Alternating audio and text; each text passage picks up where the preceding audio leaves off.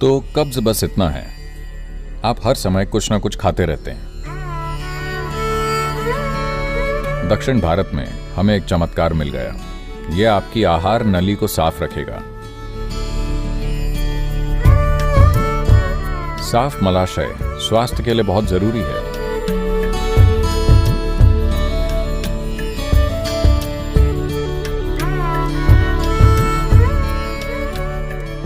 अगर आप fast food joint या सुपरमार्केट से लिया हुआ खाना खा रहे हैं, आप आमतौर पर बहुत कम पानी की मात्रा वाला खाना खा रहे होंगे।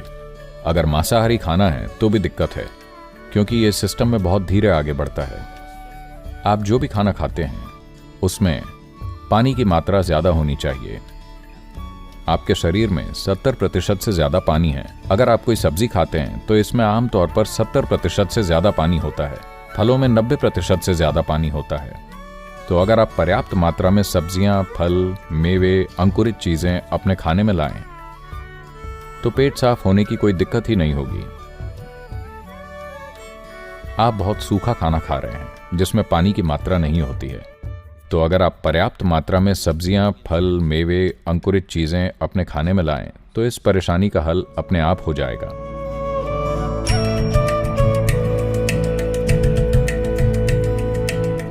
तो कब्ज बस इतना है, आप हर समय कुछ ना कुछ खाते रहते हैं। अगर आपके खाने में पर्याप्त अंतर हो, एक खाने से दूसरे के बीच में, आपको कब्ज नहीं होगी। अगर आप हर समय खा रहे हैं तो ये एक समस्या है।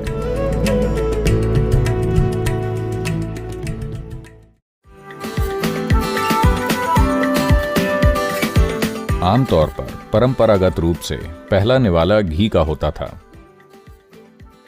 घी एक लुब्रिकेंट है जो आहार नली को चिकना कर देता है। यह पहली चीज है जो आपको खानी चाहिए, जिससे कि यह खाने का रास्ता आसान बना दे। लेकिन ध्यान रहे, अगर आप घी और कार्बोहाइड्रेट साथ में लेते हैं, घी और चीनी साथ में लेते हैं, तो यह फैट बन जाता है। लेकिन अगर आप सिर्फ घी लेते हैं या शुरुआत में खाने के छोटे से निवाले के साथ घी लेते हैं, तो यह लुब्रिकेंट की तरह काम करता है।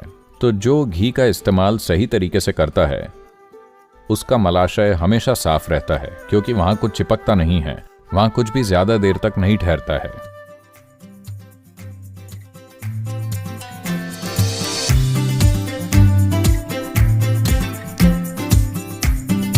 योग सेंटर में दिन की शुरुआत नीम और हल्दी की छोटी गोलियों के साथ होती है।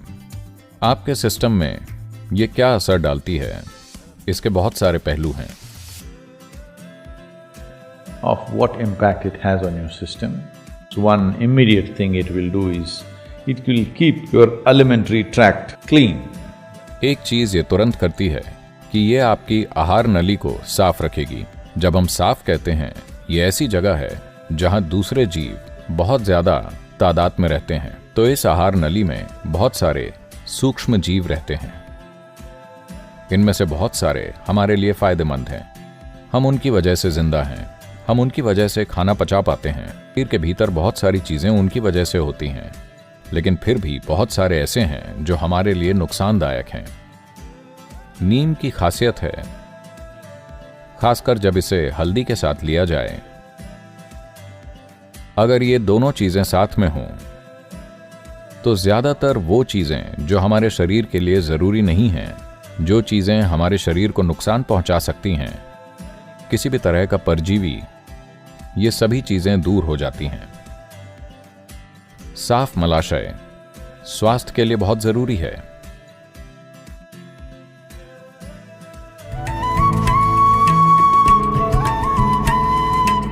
दूध से बनी चीजों में कुछ एंजाइम्स होते हैं जिनका इस्तेमाल आजकल कपड़ा चिपकाने वाले पदार्थों को बनाने के लिए किया जाता है।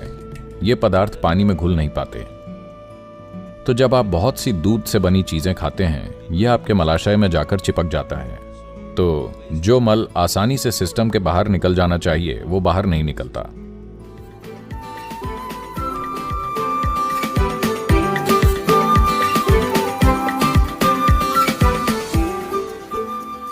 उष्ण कटिबंधीय क्षेत्र के ये 3 चमत्कारी फल हैं। इनको सही तरीके से मिलाकर त्रिफला बनता है। अगर आप इसे थोड़े से पानी या 1 चम्मच दूध या किसी भी तरह से लेते हैं या शहद के साथ भी लेते हैं तो सिस्टम की सफाई हो जाती है। लेकिन अगर आपको ये सब नहीं मिलता है तो हमने दक्षिण भारत में एक चमत्कार ढूंढा है। इसे अरंडी का तेल कहते हैं। बस थोड़ा सा आधा चम्मच अरंडी का तेल हर रोज रात में गर्म करके पानी या दूध में डालिए और पी जाइए। आप देखेंगे कि आपका मलाशय साफ रहेगा।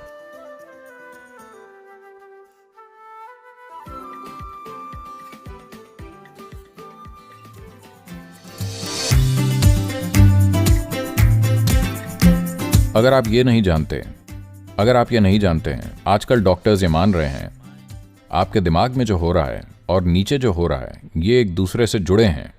हमने योग में हमेशा ये बताया है, अगर आप अपने विचारों और भावनाओं में कब्जग्रस्त हैं तो आपको सहज रूप से नीचे भी कब्ज हो जाएगा। आप ये जानते हैं?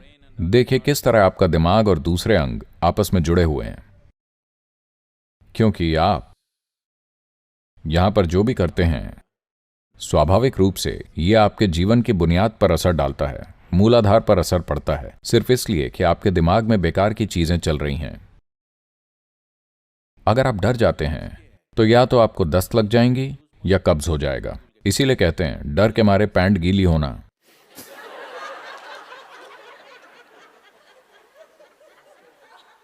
या तो ये गलत समय पर निकल रहा है या फिर ये इकट्ठा हो रहा है। जो भी हो, आपका पेट खराब है। दोनों तरीके से आपके दिमाग में जो हो रहा है और नीचे जो हो रहा है ये एक दूसरे से जुड़े हैं।